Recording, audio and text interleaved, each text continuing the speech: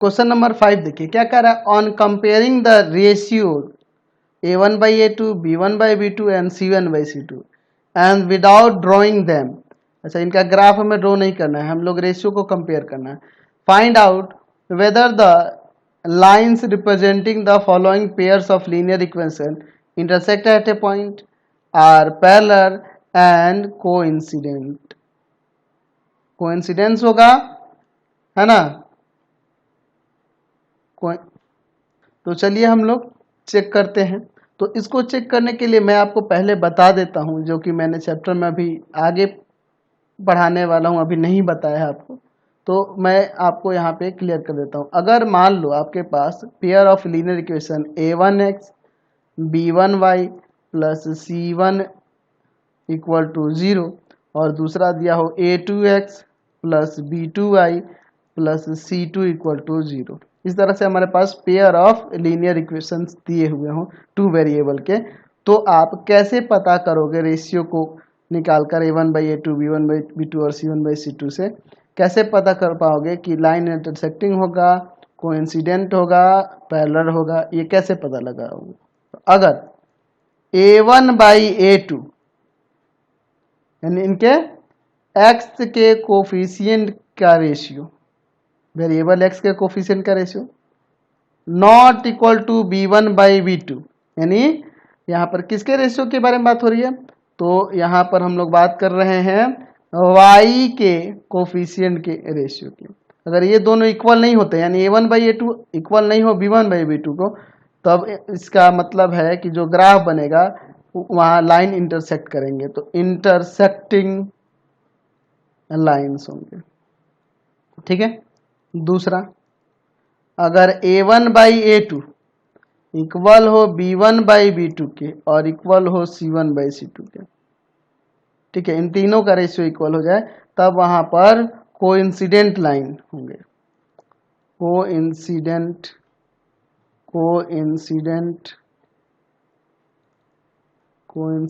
Lines होंगे।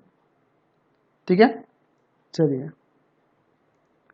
और अगर a1/a2 इक्वल हो b1/b2 के लेकिन नहीं इक्वल हो c1/c2 के, तब यहाँ पे पैरेलल लाइन्स होंगे।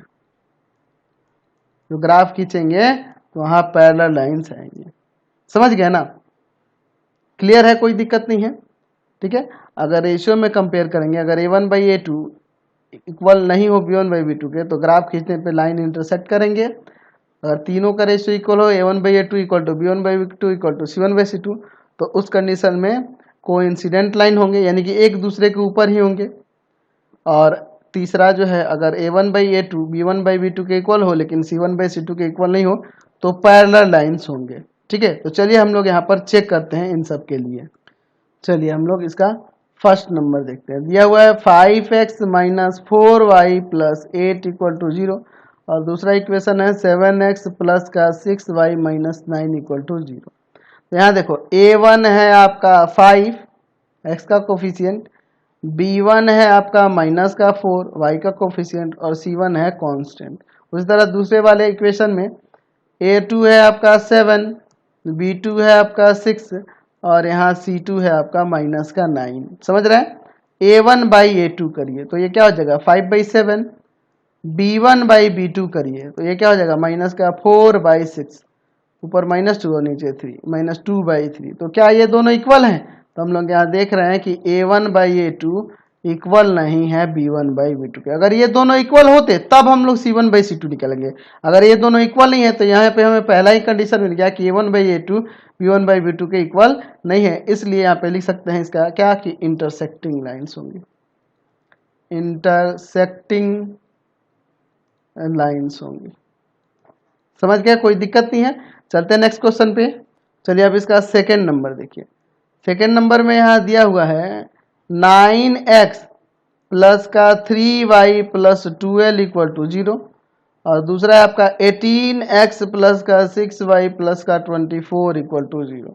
चलिए, तो यहाँ a1 9 है, b1 आपका 3 है, b2 आपका क्या है, सॉरी c1 आपका क्या है, c1 a1 b1 c1 ना, तो ये आपका 12 हो जाएगा। अच्छा A2 18, B2 आपका 6 और यहाँ C2 24, यही ना होगा। चलिए A1 बाई A2 यानी हो जाएगा 9/18 हो जाएगा ना 1/2। अच्छा अब B1 बाई B2 तो क्या हो जाएगा 3/6 1/2, ये भी 1/2 आ गया। तब अब C1/C2 निकालेंगे तो C1/C2 12/24, तो ये भी कट के आपका 1/2 ही हो जाएगा। तो तीनों का रेशियो हम लोग क्या देख रहे हैं, इक्वल दिख रहे हैं। हम लोग क्या देख रहे हैं कि A1/A2 इक्वल है B1/B2 के और इक्वल है C1/C2 के, तीनों का रेशियो इक्वल हो रहा है। इसका मतलब यहाँ पर हम लोग कह सकते हैं कि कोइंसिडेंट लाइन्स होंगी, कोइंसिडेंट लाइन्स होंगे। ठीक है, चलिए अब इसका थर्ड नंबर देखिए। थर्ड नंबर में क्या दिया हुआ है, 6x माइनस 3y प्लस का 10 इक्वल टू 0। और यहाँ देखिए दूसरा इक्वेशन है 2x minus Y equal to plus 9 equal to 0। तो A1 है आपका 6, B1 है आपका -3 और C1 है आपके पास 10, A2 है 2, B2 है -1 और C2 है आपके पास 9। चलिए A1/A2 यानी 6/2 कट के 3 आ जाएगा। B1/B2 यानी -3/-1 कट के 3 आ जाएगा, माइनस माइनस काट दिए। चलिए ये भी आपका 3 हो गया, दोनों इक्वल हो गया। अब C1/C2 निकालते हैं तो 18/9 ये नहीं कटेगा, इतना ही रह जाएगा। तो हम लोग लिख सकते हैं यहाँ पे क्या देख रहे हैं कि A1/A2 इक्वल है B1/B2 के, लेकिन इक्वल नहीं है C1/C2 के। इसका मतलब इसका ग्राफ कैसा होगा, तो ग्राफ खींचेंगे तो लाइंस पैरेलल होंगी। तो यहाँ लिख सकते हैं कि पैरेलल लाइंस होंगे इसका ग्राफ। समझ गए, चलते हैं नेक्स्ट क्वेश्चन पे। Question number 6